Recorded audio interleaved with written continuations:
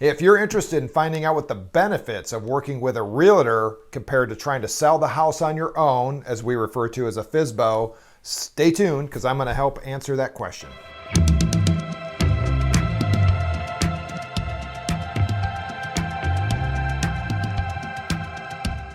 All right, now you decided to sell the house and you're starting to think, man, I keep on hearing this market is so hot.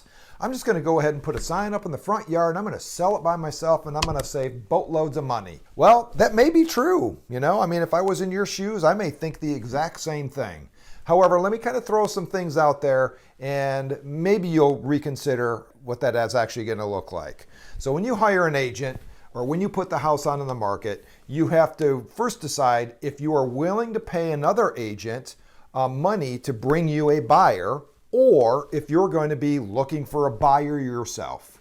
If you are willing to pay another agent to bring you a buyer, then really what you're looking at trying to save comes down to maybe a couple $1,000s, right?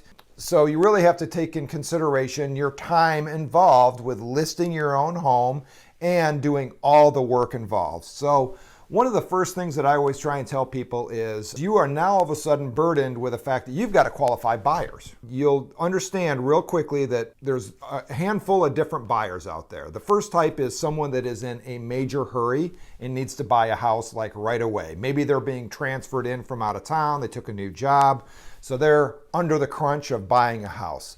Typically, when that happens, one of those buyers is always going to be using an agent. So you've got to be prepared to pay that agent to bring you that buyer. So keep that in mind. The second buyer that is out there is going to be the first-time home buyer. Now, most first-time home buyers, they need their hand held a little bit and someone to actually guide them through the whole transaction. Again, they're going to be using most likely an agent to go ahead and help them out with that process. The third type of buyer out there is investors. Now, investors are buying homes to make money on it. So they typically are going to be offering 50, maybe 60 cents on the dollar. So you're going to have to navigate through those folks. And then the last category of buyers that are out there that you're going to actually have to filter through are the folks that are just out there looking to look. We call them looky-loos, right? So they're not really serious, they're just kind of bored and they just like to go out and take a look at houses. And they can be a major time-consuming part of your day if you allow them and you don't qualify them very quickly. So those are some of the reasons why you would consider at least allowing another agent to come in with a buyer that's going to be helping you out with the transaction itself. Now, another benefit that an agent's going to be able to bring to the table is they're familiar with all the state forms that are used in a real estate transaction. If not, you're going to have to get familiar with all of them because the buyer's agent is probably going to be required to use the state forms because that's what lenders use.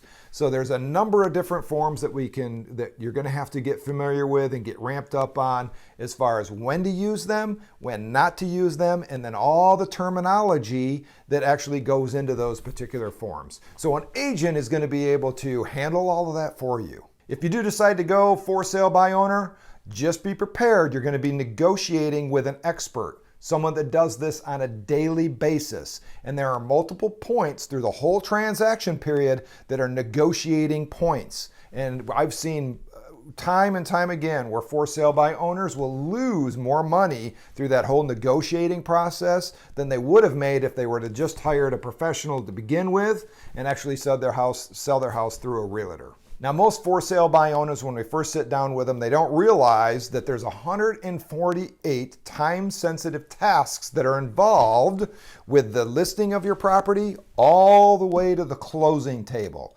Some of those are critical. Not all of them, of course, but there are a number of those tasks that are critical and time-sensitive. You miss one of those, you may be in breach of contract and get yourself into hot water. A professional agent is not only going to take that liability of those time-sensitive tasks off from you, but they will actually be managing those tasks for you. Selling real estate is much more than just putting a sign in the front yard, hopefully getting the pricing right, and then advertising it on some of the sites out there. There's a number of things that are very critical in the whole process. We'd love to talk to you a little bit more about that. Make sure you subscribe to our YouTube channel. Give me a thumbs up if you thought this was helpful. Those are some of the benefits that a realtor will bring to the table if you're thinking about selling and you had the thoughts of actually selling it on your own.